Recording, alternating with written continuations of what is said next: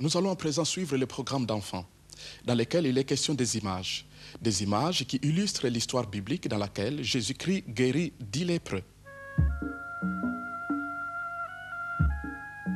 Chaque soir, lorsque Ruben rentrait de son travail, toute la famille était contente. Il jouait avec les enfants et leur racontait ce qu'il avait fait pendant la journée.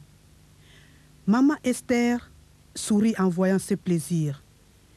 « Veux-tu chercher de l'eau au puits ?»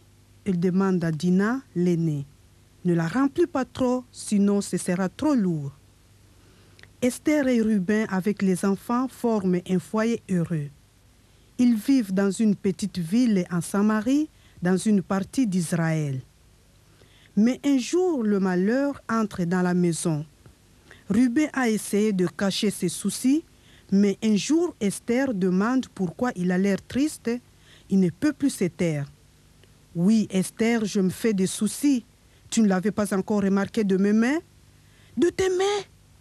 Effrayée, Esther regarde la peau de Ruben. « Partout des taches. Toi, tu ne vas pas nous dire que c'est... » Elle arrête et n'ose pas prononcer ces mots. « Je ne le sais pas, Esther. Je m'en doute. Mais si c'est grave, je dois me montrer au prêtre. » C'est une semaine plus tard que Ruben prend la décision. « Je dois me montrer au prêtre. Aujourd'hui même, je veux le voir. Regarde, ce n'est pas diminué, c'est aggravé. Si j'attends encore, d'autres vont le remarquer. » Oui, Esther et les enfants voient aussi des taches blanchâtres. « Oui, oui, tu dois partir, c'est mieux, » dit Esther d'une voix éteinte. Elle connaît les conséquences. « Il ira mieux, » dit Dina, mais ne peut pas retenir ses larmes elle aussi. Petite comme elle est, connaît les conséquences. Tandis que sa femme et ses enfants s'inquiètent et se demandent ce qui va arriver, Ruben est allé voir le prêtre samaritain. Cet homme examine avec soin les taches sur la peau de Ruben et prend un air très hésitant. Ruben le remarque bien. Serait-ce vrai qu'il a la maladie que tout le monde craint? Bien que le prêtre l'ait dû le dire tant de fois déjà, il a toujours de la peine à prononcer ces paroles effroyables. « Je suis désolé pour toi et ta famille, Ruben, mais tu as la lèpre. Tu sais ce que ça veut dire? »« Je le sais, » murmure Ruben entre ses dents. Il en avait déjà tenu compte, et pourtant ces paroles le bouleversent.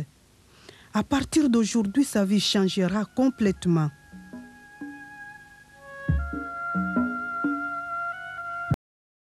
Rentré chez lui, il prépare son départ. La loi était sans pitié. Celui qui est lépreux doit quitter sa maison, même sortir de la ville. Puisque les lépreux pourraient contaminer les autres, il devait rester hors de la ville. Ruben rassemble vite les choses qu'il peut porter. « Nous viendrons t'apporter de la nourriture, » dit Esther avec une voix triste. Ruben dit « Oui, ça c'est bien. J'espère que tu peux gagner un peu d'argent, Esther. »« Ça ira, » dit-elle courageusement. « Les enfants peuvent déjà aider. » Ruben décide de ne pas traîner le départ. Il prend bonne note de l'environnement. Il ne retournera plus jamais ici.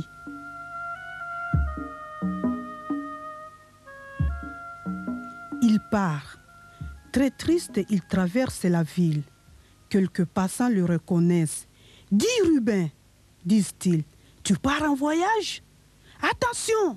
crie Ruben, « je suis impur. »« Hé quoi, Ruben, est-il lépreux ?» Ils le suivent des yeux pleins de pitié. Jusqu'ici, personne n'avait remarqué qu'il avait la lèpre.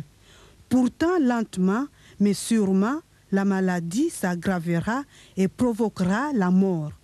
Et dès maintenant, pour mettre en garde les gens, il devra crier tout le temps « Impur, impur !» Quelques mois plus tard, nous voyons Ruben parmi d'autres lépreux. Ce sont des pauvres, des malheureux. Ils ont dû quitter leur village et ville et doivent mendier pour survivre. Ils sont 10. Les autres 9 sont des Juifs. Ruben est Samaritain. D'habitude, les Juifs ne s'occupent pas des Samaritains. Ils étaient des ennemis, Mais maintenant, comme lépreux, ils sont tous égaux, tous malades. La maladie chez les autres est même plus avancée. Ruben peut même les aider. Mais un jour, il rencontre un autre groupe. Étonné, il s'arrête. Ce sont qui? C'est Jésus, le rabbi de Nazareth. Bien que les lépreux vivent séparément des autres gens, ils avaient bien entendu parler de Jésus qui guérissait toutes sortes de malades et même les lépreux. Ils ne peuvent pas trop s'approcher. Ils ne peuvent pas mettre en danger Jésus et les autres. C'est pourquoi ils s'arrêtent à quelque distance et ils crient « Jésus, Rabbi, aie pitié de nous !» Les groupes qui s'approchent s'arrêtent. Plein de compassion, Jésus les regarde. Ces hommes ont de la foi en moi, pense-t-il. Ils croient vraiment que je peux les guérir. Allez voir le prêtre, dit Jésus alors, et il vous déclarera pur.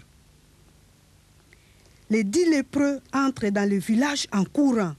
Serait-ce vrai que le prêtre les déclarera purs? Mais alors les taches sur leur peau devront être disparues d'abord. Inquiets, certains se regardent eux-mêmes. Qu'est-ce qu'il y a? Les taches et les plaies, ils ne les voient plus. Et les autres n'en voient pas non plus. Ils sont guéris? C'est difficile à croire. Mais c'est vrai, la peau est saine. Bientôt les prêtres diraient qu'ils pourront rentrer chez eux, près de leur famille. Agités, ils se mettent à courir. Ils brûlent d'apprendre par le prêtre le plus tôt possible ces paroles magnifiques. Mais une personne n'est pas si pressée, c'est Ruben. Il est guéri aussi, mais il s'est rappelé qu'il est samaritain et pas un juif. Est-ce que ces mots sont aussi pour lui? Si Jésus est un sauveur, il est sauveur des Juifs, mais pas pour lui, samaritain. Maintenant, Ruben a vu que sa peau est guérie. Il est guéri comme les autres 9. Pourquoi doit-il voir le prêtre? Ruben ne sait que faire une chose, c'est de retourner vers Jésus pour lui remercier. Jésus et ses disciples n'étaient pas encore loin de lui. Ruben les a bientôt rattrapés, d'autant plus qu'il n'est plus malade. Il se jette aux pieds de Jésus. « Oh, Rabbi, merci beaucoup, merci beaucoup !» Jésus fixe Ruben. « Est-ce que vous n'étiez pas 10 ?» demande-t-il. « Où sont les 9 autres? Pourquoi ne sont-ils pas revenus, eux, pour remercier Dieu et dire qu'ils sont des Juifs ?» Ruben s'effraie.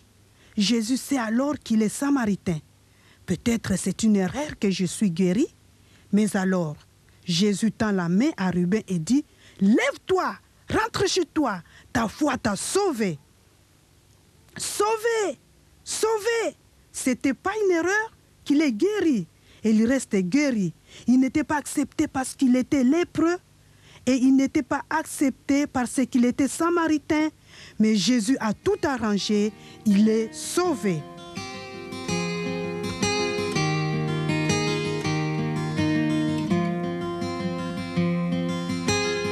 Quelques jours après, Ruben se retrouve dans sa propre ville.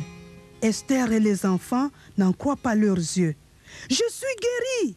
crie Ruben, déjà d'une distance. « Jésus m'a guéri !» Sa rentrée à la maison est une fête. Il n'avait pas osé espérer le revoir un jour et voilà, en parfaite santé. Tout redevient comme autrefois dans la petite maison en Samarie. Mais Ruben n'oubliera jamais cette rencontre avec Jésus. Il peut appartenir à Dieu, même si les Juifs ne croient pas cela. Jésus avait montré clairement cela, mais Ruben ne savait pas encore ce que ces mots « tu es sauvé » peuvent signifier aussi. C'est plus tard que Ruben a compris ces mots. « Tu es sauvé », c'est quand les disciples de Jésus sont venus dans sa ville pour raconter la suite de la vie de Jésus et les buts de Dieu pour lui et pour nous.